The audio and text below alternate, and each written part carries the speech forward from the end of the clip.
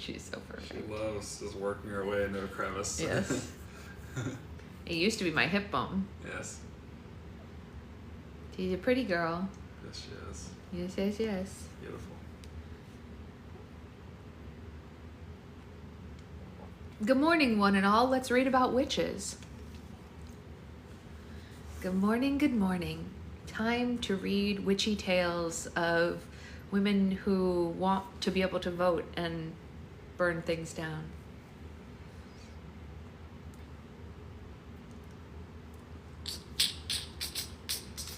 Today, we are on chapter 9 of said book because we're rolling on through. All right, see you later, Amanda. All right, so let's read chapter 9 in this lovely tale of witchery and voting and Salem. I know, crazy, Naisa. It's been a long time since we've been on live. All right, here we go. Ashes to ashes, dust to dust, yours to mine and mine to yours, a spell to bind requiring a tight stitch and a steady hand. On the last night of April, Beatrice Belladonna is curled round the window of her attic room, reading Charlotte Perrault's Tales and Stories of Past with Morals by Witchlight. She ought to use a candle or an oil lamp like a respectable woman should, but she's grown used to the honey-eyed glow of Juniper's pine pitch wand in the evenings. Last week she came home to find a thin strip of holly and a note in Juniper's uncertain hand. You ought to know the words by now. Beatrice does know the words. When she works the spell, the wand light is silvery and cool, nothing like Juniper's midsummer blaze. She finds it restful. It's late. The moon is a pearl over the neat rows of the north side rooftops, and Bethlehem Heights looks like a cuckoo clock running along the hidden rails, each piece in its place. Beatrice is thinking of abandoning Perrault, who seems to have no secret rhymes or riddles to offer, when she hears a thump-thump-clack of her sister's steps coming up the stairs. Beatrice remains curled in the window. Evening. Juniper grunts in response, leaving her staff at the door and tossing her half-cloak over the back of a chair, apparently not noticing the bread and broth that Beatrice set out hours ago. It's gone cold, the surface skinned with fat. Juniper shuffles over to the window, scowls out at the pearl moon. She holds a lady's hat in her hands, fashionable and frothy, purest white. Beatrice can't imagine the article of clothing less likely to be worn by her sister. Fair's open tomorrow, Juniper says. Yes, we're marching at 5 after Worthington's speech. I thought you said your permit was revoked. Juniper gives her a careless shrug, a crow ruffling its feathers. I thought that stone woman was opposed to illegal activities. Another shrug from Juniper. She is. I see.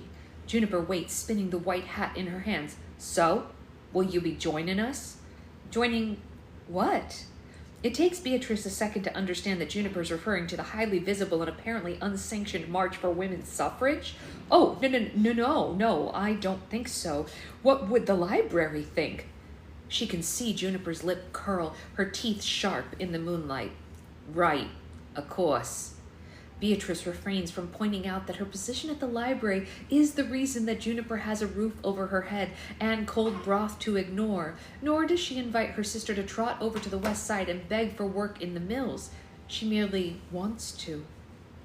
Juniper is still standing beside her, still turning that absurd hat in her hands. You ought to come watch, at least. It's gonna be quite a show.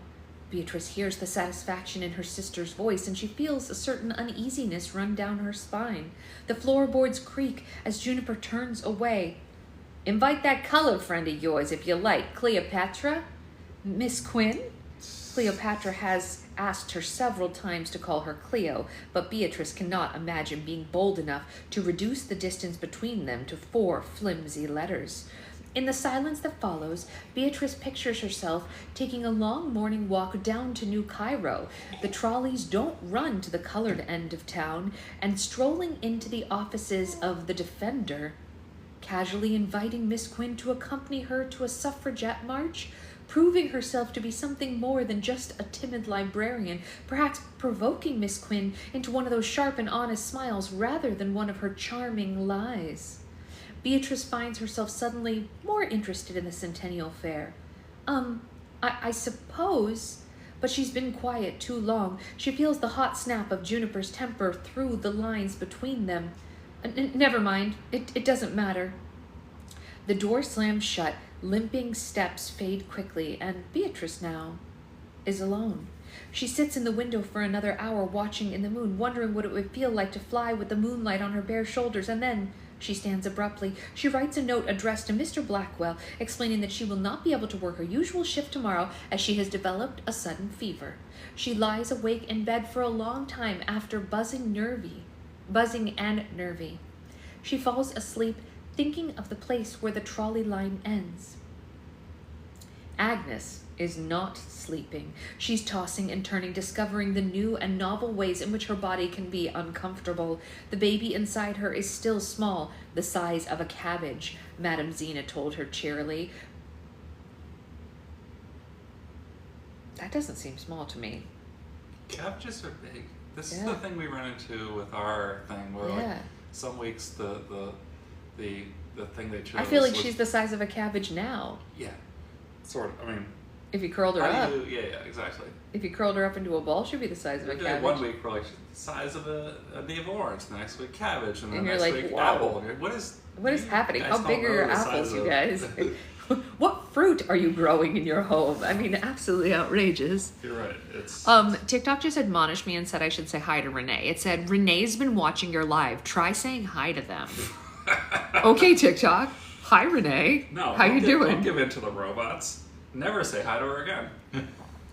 But I love Renee. Yeah, but if the AI wants you to do it... I'll say hi to Renee privately. How's that? Okay, as long as the AI doesn't find out. Yeah, everybody say hi, Renee. Yeah. The audacity for not saying hi sooner. I thought I did say hi sooner.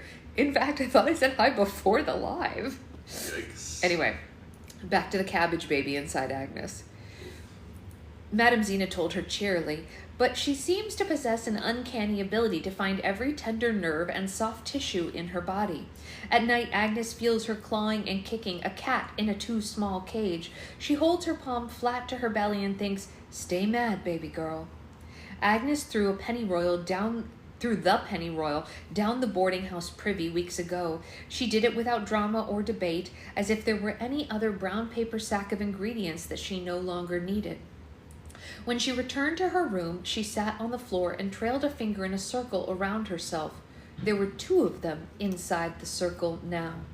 Sometimes, past midnight, she hears uneven steps in the hall and feels an invisible thread winding tight. Paper rustles, the steps retreat. When Agnes rises, she finds a white square of paper slid beneath the door. "Come to the fair tomorrow, 4 o'clock, if you got the guts." Agnes knows from the shaky shape of the capitals and the attitude in the note it's from Juniper.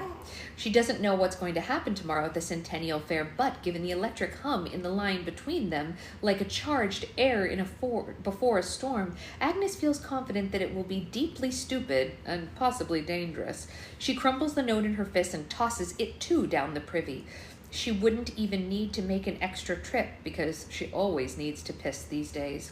Instead, she smooths the note flat on the table and she looks at it a long time before she climbs back into bed.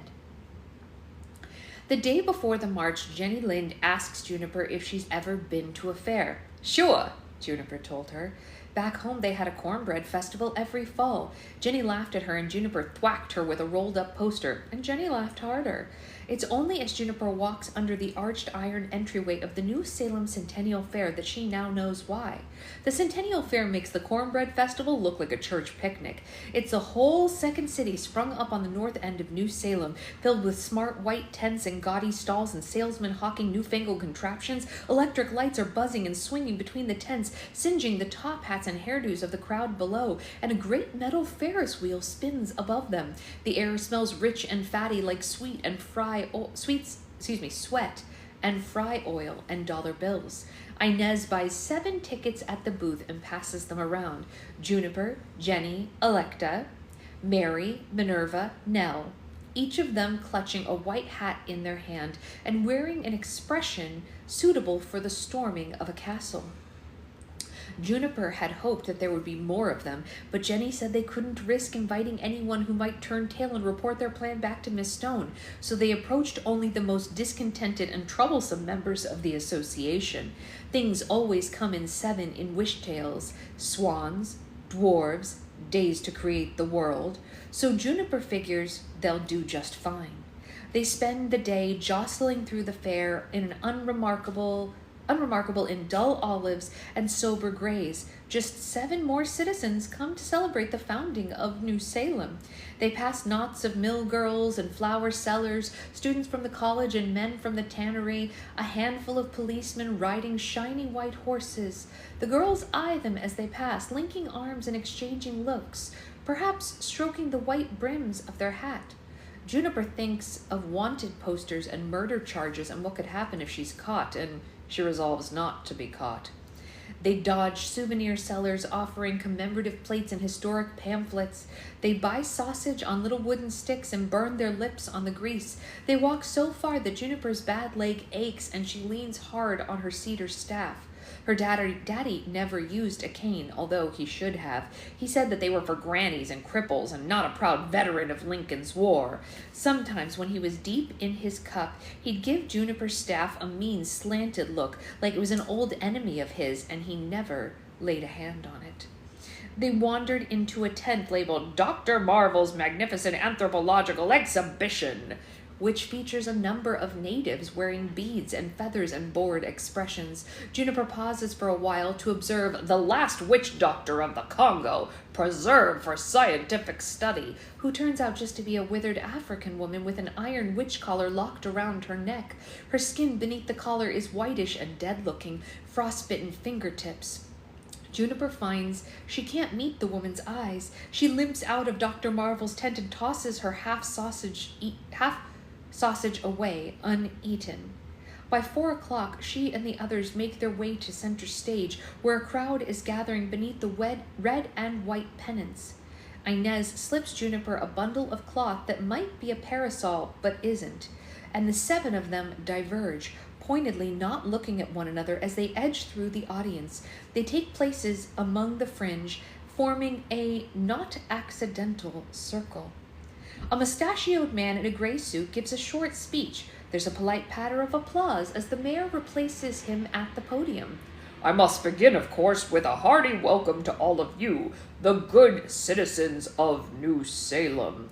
The mayor is a saggy gentleman with red vine nose and all the charisma of stale bread.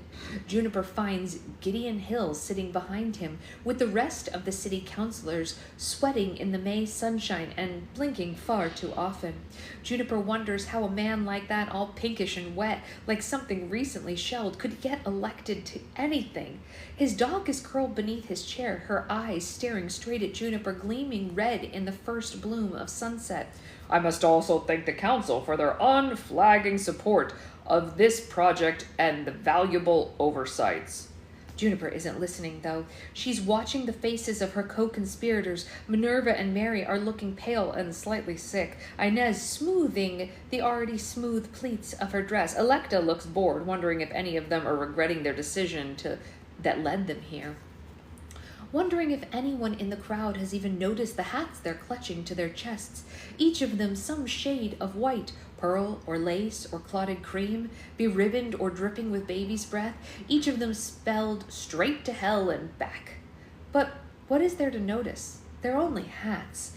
You can't smell the witching on them unless you get right up close.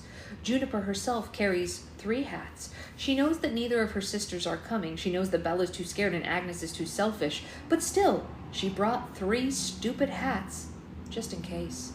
Earlier, she thought she caught a glimpse of a sleek braid and a flash of spectacle, but she can't bring herself to feel along the invisible thread stretched between them. It's better not to quite know, to keep pretending that they might have come.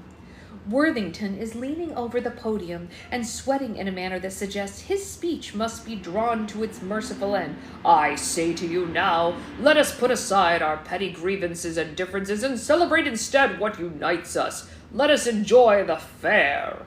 The mayor makes a gesture to the brass band perspiring silently behind the stage. The crowd is applauding dutifully, and the first notes of Salem's freedom are rising from the band when James Juniper raises her white hat into the air, and the 6 others follow suit. Juniper and the renegade members of the New Salem Women's Association lower the hats onto their heads, and they whisper the words. White cloaks cascade from nowhere and fall over their shoulders bright and clean. They drape over their day dresses, and in an instant they become a single thing instead of 7 separate women.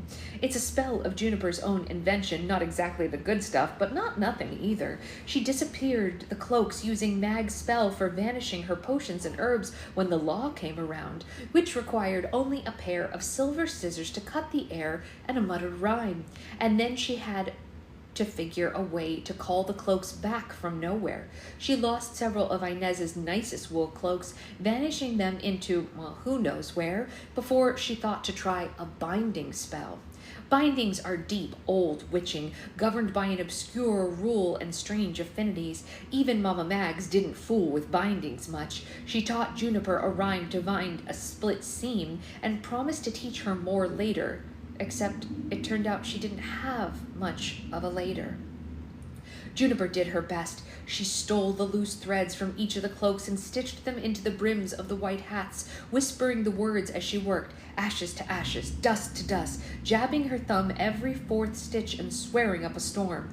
She tested the first one on Jenny, jamming the words on her hat and ordering her to say the words. Jenny paled. I don't know, I don't think I can. Juniper swatted her with a spare hat, and Jenny spoke the words. When the cloak settled over her shoulders, white as snow, white as wings, Jenny looked so stunned, so nakedly joyful that Juniper swatted her again just to keep her from floating away. And now Juniper sees Jenny's face shining through the crowd, full of that same glee, despite the rising panic all around her. The crowd is surging away from the women in white, shouting and screeching. There's a strange note in their voices, fear, but also wonder. Witching is a small, shameful thing, worked in kitchens and bedrooms and boarding houses, half in secret. But here they are in broad daylight, calling white cloaks from nowhere. Juniper can feel the term shifting all around them, the boundaries bending. She can see faces, mostly women, mostly young, watching them with fascinated hunger in their eyes. Juniper figures they're the only ones who want, who pine, who long, the ones who chafe against stories that they were given and dreamed of better ones. She unties the bundled parasol and lifts it high, except it's not a parasol at all. It unfurls into a long banner with the words, Votes for Women, painted on it in bright red. And the crowd erupts. Salem's freedom devolves into a disjointed series of blats and hoots as the conductor stares, slack-jawed. Mayor Worthington bangs ineffectively on the podium. Now what's this now? Quite uncalled for. His voice is drowned out, though, by the thump of blood in Juniper's ears and the burning heat in her chest. She wants to shout or chant or laugh, to shake her banner in their faces and bare her teeth, but Jenny thought that they ought to remain quiet and dignified. Silence sentinels rather than wicked witches. As one, the 7 white-cloaked women turn their backs on the mayor and the city council. Juniper raises her red banner in one hand and grips her tight staff with the other, and marches away from the stage, straight-spined. She feels the others falling in line behind her, forming a single, many-sailed ship. The crowd splits like a sea. Mothers tug their children closer, and canny salesmen start packing up shop, eyes darting sideways, sensing trouble. Juniper blows them kisses, feeling a daring little drunk, listening with one ear for the ring of iron-shod hooves. They plan to disappear their cloaks and sink into the crowd before the authorities can arrive, but there are no men's voices, no white horses prancing toward them. Yet. They pass beneath the high arch of the fair's entrance and into the darkening streets of New Salem proper. Juniper expects the crowd to disperse, but it presses closer against them as the street narrows. The well-dressed families of the fair are replaced by working folk, young men and gentiles scandal scouring something meaner. A cluster of the drunks unslouch from an alley to leer at them, calling lewd suggestions, and someone laughs. Juniper rests the iron pole of the banner on her shoulder and touches the locket beneath her blouse, the one that Mama Mags gave her on her deathbed, and at the graveside, Juniper dug her dirt-crusted nails along the seam and popped it open like a brass clam, hoping for a message or a note or a voice saying, "It's all right, baby girl, I'm here." But all she found is the thistledown curl of her grandmother's hair. This morning, Juniper added a pair of snake's teeth to it. She doesn't plan to use them, no, not really. Mags told her that they were only for last chances and final straws, when every choice was a losing one, but Juniper's borrowed dress is too fancy and too stupid to have pockets, and she doesn't like to be without her snake's teeth. For a dizzy second, she hears the scuff of red scales across the floor, the hiss of triumph, the pent-up hate finally set free, but when someone shouts, "Look!" she does look. Another group of women is marching down the avenue, headed straight toward them. Juniper blinks twice. Are they coming to join them? Is it the rest of the Women's Association? But then she sees the pale sashes crossing their chests. Oh, hell. It's those Christian Union women who are always writing nasty letters to the editor and waving signs with slogans like "Women for a Purer Salem" and "Micah 5:12. How did they turn up so fast? Before the police even got here? Juniper didn't exactly advertise her march in the Sunday classifieds. One of the Union women, a willowy, white-gloved woman Juniper recognizes from the papers as Miss Grace Wiggins, plants herself directly in Juniper's path, chin high, skirt starched. There's a shine to her, a porcelain perfection that makes Juniper want to rub her powdered nose in the mud. "We, the good and righteous women of New Salem," Wiggin gestures behind her to the other Unionists, as if clarifying which women are good and righteous, "object to the promotion of sin in our streets." Her voice is high and piercing. "Oh, for Christ's sake," Juniper drawls, "don't y'all have anything better to do with your time?" "They claim they are harmless. They claim they want justice. But what justice was there in the dark days of our past, with thousands of innocents suffering the Black Plague?" Knitting, maybe? Charity work?" Wiggins' jaw flexes. "If we permit these women, these witches, to march freely down our streets, what comes next? Will our daughters want broomsticks and cauldrons instead of pearls and dolls? Will our sons be seduced by their black arts? Will the second plague strike us down? The Christian Union urges you to vote for Mr. Gideon Hill this November." She keeps speechifying, her voice getting closer, higher, more strident. The crowd presses closer, nodding, muttering, sometimes hearing along as they go. Behind her, Juniper hears Jenny curse softly, but she doesn't dare to look at the woman. She's looking at something else, at Miss Grace Wiggins' shadow. It's long and dark, almost in the almost sunset. It's flung black over cobblestones. At first, it mimics Wiggins' own gestures like a good shadow should, but after a minute, its hands fall to its side, its shoulders roll up as if stretching out some stiffness, and then, like a puppet shedding its strings or train waltzing off its tracks, it steps away from its owner. Juniper goes very still, and she watches Grace Wiggins' shadow distort, stretching into a creature with too many hands and too many fingers. It finds other shadows, docile, well-behaved shadows lying in their proper place, and it pulls them into itself. It swells and blackens, and Juniper thinks of things left rotting in the sun. She remembers asking Mags when she was little if witching was wicked, and Mags had cackled. "Wickedness is in the eye of the beholder, baby girl." And then she sobered. She said witching was power, and any power could be perverted if you were willing to pay the price. "You can tell the wickedness of a witch by the wickedness of her ways." Juniper touches the locket on her chest full of poison. Mags never told her what went into making those teeth, but Juniper found the burned bodies of 3 snakes in her hearth, and she saw the bandages wrapped thick around Mags's wrist, and she knew that the cost was cruel and high. And now she watches the shadow oozing through the crowd like spilled ink, coiling around the ankles and sliding up skirts, thinking the price for this must have been even higher. As the shadow spreads, the crowd shifts. Meanness turns to malice. Heckling turns to hate. Juniper feels it as a prick of fear along her arms, the kind that a mean thunderstorm is rolling in, or your daddy coming home with a belly full of liquor. Juniper sees whitening knuckles, scowling faces, eyes gone empty and dim as closed-up houses. It's as if their souls were stolen along with their shadows. She looks back to Grace Wiggin. She's smiling so wide and bright that Juniper understands two things in a hurry. Number one, that there's a good chance the wicked witch wandering around New Salem is standing right in front of her in a white sash. And number two, that she's glad, for once, that her sisters forsook her, because at least they won't be here for whatever happens next. Beatrice, meanwhile, is wishing very much that she forsook her younger sister. She's wishing that she didn't invite Miss Cleopatra Quinn to accompany her to the fair. Didn't watch from the fringes as Juniper raised her banner, and didn't trail after the white cloaks of the suffragists while the crowd soured like milk around them, because then she wouldn't be standing here in the darkening street while a cluster of glassy-eyed men peel away from the crowd and lurch toward her. Their shadows are twisting and rippling behind them. Their eyes are now on Miss Quinn, a colored woman dressed a little too well and a little too far north. Beatrice sees the shape of slurs on their lips, the promise of punishment in their fists. She hears Miss Quinn hiss a rude phrase beneath her breath. There's a hand in hers, warm, dry, and urgent, and Quinn is pulling her sideways, shoving her against the sooty brick wall of a pub.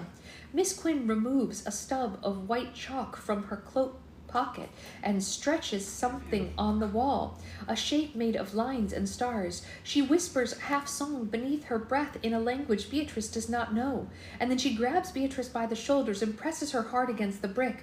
Miss Quinn places a palm on either side of Beatrice and hisses, "Don't move." Beatrice tastes witching in the air, feels the sudden heat of it radiating from Quinn's skin, and she doesn't move. The cluster of men is very close now. Their eyes, which had been fixed with eerie hunting howling intensity a moment before, now slid harmlessly across Miss Quinn's back.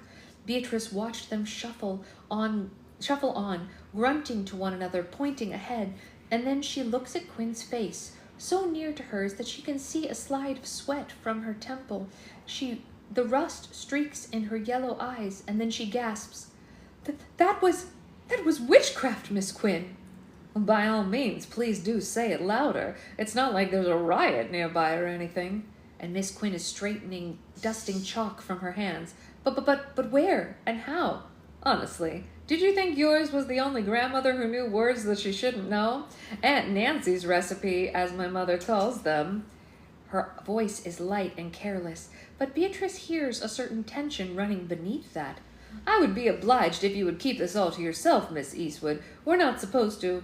I don't know what came over me." She gives her head an irritated shake, as if Beatrice had personally forced her to work witchcraft in the middle of New Salem. No, of course, I wouldn't want to cause you any trouble."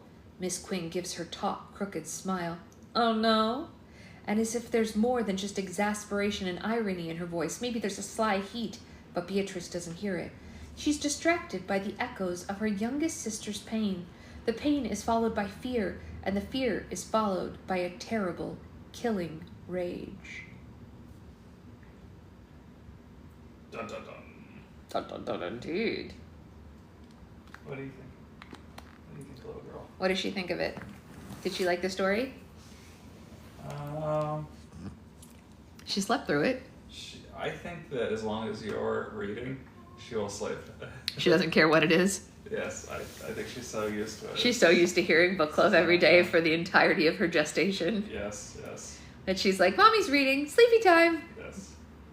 She seemed quite peaceful during the whole thing. That's good. You like all Mommy's funny voices? Is there real witchcraft in this book, or is it kind of just like... It does seem to be real, yeah. Okay. Yeah. Interesting. Yeah. That's fun. They haven't nailed it yet, but it does sound like it's going to be real, yeah. They had to resurrect it, I guess, after Yeah. it was almost lost. Yeah, it does appear that way. It's cool. It's a very neat book. Yeah, that's fun. Let's see what happens. I mean, we know that the women get the vote in the end, but how? We only know that because we were graciously allowed to vote this past November. For the last time, isn't that exciting? Probably for the last time, yeah. That's not funny. It's not funny, it's horrific. Not funny at all. It might be true, though, the unfortunate thing there. Oh my god. Do we need to resurrect the witchcraft again to bring back the vote? I think maybe It might be time, yeah. Everyone's lost their minds. Yes. All right, friends. Yes, she is definitely book club's mascot. She is our eternal mascot. The cutest mascot ever. That's right. Cutest mascot that ever lived. So We're slightly biased. No, there's no bias. There's no bias. She's just the cutest. I'm not biased. Listen, a lot of people have told me she's the cutest, and I don't care if they're lying to me. I've never had a baby. I don't know if that's normal or not. To think that your child is the cutest? No. For everyone to come up and tell you that your child's beautiful. I don't know. Probably, right? It's got to be normal. It has to be normal. We had a lady like circling us yesterday to see her. It was a little. Did you see me get like a little bit like? I know. But I was holding her. No, I was feeding her. No, I was holding her first. Though. Yeah, and then you handed her to me so that I could feed her. This older woman. It was clearly like an elderly woman. I was not gonna let her get close. No. But it was like a very elderly woman. She had a mask on, so I was nice. Like, she was very lovely and very nice. But she was like literally circling us, going, "Oh, she's so beautiful," and trying to get closer and closer. And I was like, "Thank you." But it was time to eat. I don't think she. Well, I mean, one, she had a mask on. Yes, she did. That was very nice. Like culturally, I think she probably understood because she's wearing a mask that. Yes. You don't put your face in a baby's face, but she didn't even try to do. No. She just wanted a good look at her. She just wanted to get a good look at her. She's a nice old You know lady. what? She was nice. I think I have like, so I don't know if I've ever told you this. When I was 1 month old, a woman came up to my mother in a grocery store parking lot and said, "Oh, are you a single mom?" Because she saw her struggling with me. And my mom said, "Oh, yeah," just like that. And the woman offered to take me. Like straight up. She was like, "Well, I can't have children, so if you don't want her, I'll have her." And my mom was like, "Can you imagine just going grocery shopping and then coming back with a child?" Your husband's like, Did you get the Raisin Bran? She's like, "Yes, and more." We now Remember have how a I couldn't have kids? Just kidding. A lady didn't want her kid. Isn't that wild? Yeah. It's ours now. My mom obviously Don't tell the law. freaked out. Like my mom freaked out. Yeah. And like she says, I mean, I know she didn't literally throw me, but like when my mom tells the story, she says she like threw me into my car seat and drove away really fast. I guarantee your mom threw you. Yeah, probably. But like, what a wild thing to say Becca and I were talking about this morning because I don't know if you guys know this, but when Becca had her triplets when they were still infants, somebody offered to take one. Yeah, like they said somebody at the hospital. Somebody literally said to Becca, "Well, there's 3, you'll never notice." And she was like, "What are you talking? Of course I noticed." It was like a nurse at the hospital though, right? I can't remember now if it was it might be, then you're probably right if that's what I said. I was so shocked. I was like, "Did you report her?" Like That's unacceptable. Actually, Sloth, she's seen her 3 times. Yesterday was Mom's 3rd time meeting the baby. Yeah, yesterday was not her first time. It was just a visit. Yes, she has. She has made her presence known. She really wants her grandchildren to know who Grandma is, so she makes her presence known in their lives very quickly. So far, my parents 0. Well, to be fair, your parents are dealing with some things. And they live much, much further. My mom lives within driving distance, so she can insert herself into her granddaughter's life. But yeah, they I mean, Becca and I were laughing about it because we were like, "Do you know how hard it is to grow these things? I'm not giving this up." You're like, "Well, I did the hard work. Here you go." Yeah, like this was a lot of work. Which one does she want, or she didn't care? I don't know. I don't know if they even clarified that. I mean, what a wild thing to say. There's 3 of them. You'll never notice. What? What? Yes, I absolutely will notice because whenever we're going anywhere, we count to make sure they're all here. I still wonder if that's just like like somebody trying to tell a joke. Maybe, but like to a brand new mom? No, I'm saying an insane joke. That's why I say it's a very poorly placed joke. Poor taste. Extremely poor taste. Like, especially because her babies were NICU babies. Like, what are you doing here? Like, leave this poor woman alone. Sure. Like, she's just trying to survive with her triplets. Like, please, be kind. Yeah, so, anyway, do grandparents understand space and boundaries? I feel like that gets lost as kids get older. My mom is pretty good about it. I think your parents are pretty good about it. In what way? I think Julia was just asking in regard, just like in general, because she was talking about what she's dealing with the grandparents of her children. But I think our Our parents don't really have a situation where that could ever be a problem, I guess, you know. Yeah, I mean... Nobody lives close enough to... But even my mom, like, she, like, asks, like, can I come? You know, she doesn't just show up, you know. That's what I'm saying. Yeah. But, like, even then, she couldn't if she wanted to. I guess that's true. You know what I mean? Like, it's too right, it's too far. Yeah. Her schedule's too busy. Yeah. She doesn't really have the time to just kind of do that. No. And my parents live 3,000 miles away. Yeah. But anyway. One could argue my brother perhaps felt that was an issue. Yeah. But I don't actually. I disagree. My perspective is no. Yeah. But you know. Who knows? What are you gonna do? What are you gonna do? Anyway, I'll see you all tomorrow for more witching and suffraging. Suffragetting? Suffragetting? Suffragistage? You know what? What? Maybe time to bring back the movement preemptively. Yeah, we probably should. Because once you've lost the vote, then it's just, you gotta restart it. It's a whole thing. Yeah. Bring it back now to keep it. As Mary Poppins You know, character before we go full, would say, Handmaid's though Tale. we adore men individually, we agree that as a group they're rather stupid. It's true. Yeah. We love them individually. Yeah. Yeah. But as a collective, it's not going well. No. They have proven track record wise that they can't handle themselves as a group. We're not totally trustworthy. Not as a collective, no. Like, I love my brother. I love you. You know. I thought my grandpa was the bee's knees. All individuals. You know, they're great. It is what it is. My brother-in-law is pretty cool. I'm down with him. Chill. It's a pretty small list. It's a very small list. Yeah. The godfather of our daughter yeah. and his partner, they're pretty cool. Yes. Yeah, yeah. So, So, and if you all were sitting in a clump, it wouldn't bother me. who all? Those men that I just listed, Oh, yes. it would be okay with me. You give us the power? Yeah, I'd be okay with that. Give me the power. I'll clean the house real fast. Yes, you will. Secret Husband will sweep the floor with those billionaires. Everyone thinks Elon is power mad. Just wait till I'm in charge. It might be slightly opposite, though. I don't know if some of the people who were here for the previous book club where you said this, but I don't know if you all know this, but Secret Husband believes that once you hit billionaire stage, you either have to give away some of your money or we end you. Oh, yeah. Yeah, so that's his belief system. You either spread the wealth or you... I'm a big fan of the French Revolution. Yeah. Well, maybe not the execution of it, but the general idea. The concept. The concept of the French Revolution was good. Yes. It didn't go quite as planned in the end. Sure. Got a little messy. It got messy. Yeah. And we made some mistakes. We being the French peasantry. I have no French in me. Me either. None. But they did make some mistakes in the end, killing some people who didn't deserve it. Well, you know, movements get infiltrated. Yeah. You know, things get skewed. Exactly. One way or another, that is redistribution. Exactly. Yeah. So they can either choose to distribute it amongst those who need it, or they can just go.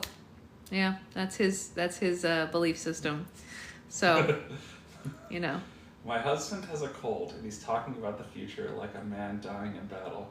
I'm gonna heal up and smoke us some ribs. Doesn't that sound nice? Some smoked ribs like we used to have in the spring. Me and you. I'm gonna get better. Oh man, that's funny. It's really funny. It's very funny. Yeah, like Bezos' ex-wife. Yeah, she gave a huge chunk away. And like Taylor Swift does literally anytime anything bad happens in the world. Yeah. Yeah, it's a good... She's gonna have to just... Par down a little more. I think she would, given the opportunity to either die or give some more away. Sure, I think she would give it away. You know, maybe the private jets have to go. Yeah, I mean, she gave $5 million to the LA fire relief. Maybe she'll just have to fly first class. Maybe. She can fly first class. You know, instead. Yeah. We flew business. It was perfectly fine. It was beyond perfectly fine. It was the nicest thing I've ever flown in, and it might never happen again. Oh, don't say that. Well, I'm just saying. Now we have 3 of us. It's gonna get a little more expensive. She can sit on my lap. She can sit on your lap. Yeah. And she's like, Dad, I'm 17. We're not doing this anymore. Okay, I need my own seat. Not 17. She needs her own seat. What's your favorite Chalk Zero product? Oh my gosh. Kristen, You can't make me narrow it down like that. That's cruelty. I would say if What's I her name? Kristen Chalk Zero of the Chalk Zero. No. She's trying to go sugar free. I would say the cookie butter is really great, but we have them. So Secret Husband bought me those coffee syrups for Christmas. I haven't tried them yet because I don't know why. Actually, I guess I put them in the cupboard and when family was in town and I got distracted. I should try them. We do have them. I love the cookie butter. I could literally eat it with a spoon. The marshmallow fluff. Cookies. Oh, I love the butter cookies. Those are so good. The marshmallow fluff, I wouldn't recommend eating on its own because it's quite sweet, like too sweet for me, even though it is made with monk fruit and not like fake sugar. But making a fluff or nutter sandwich out of it or putting it in other things, it's phenomenal. Chalk Zero also makes, gosh, they make so many good things. The hot cocoa bombs were okay. I wasn't really, they came in my keto crate and I was like just fine with those. The butter cookies are the speculoos cookies, those are phenomenal. Yeah, I would say those are my top ones, but I do need to try the coffee syrups. Like I said, we have them here, so I'll try some over the next couple of days and I can let you know. We have 3 flavors, so I can let you know on that front. But definitely the butter cookies that come in the blue tin, freaking delicious. The speculoos cookies might be a Christmas only thing, but they come in a red package. Really, really fantastic. And the cookie butter they always have. The cookie butter is like, oh my gosh, it will blow your mind. I put the cookie butter in my coffee sometimes. Cookie butter latte, you guys. Mind-blowingly delicious. So yeah, that is what I do. Ending on a delicious note, I will see you all later. I'm going to go feed this child and eat breakfast. See you later, guys.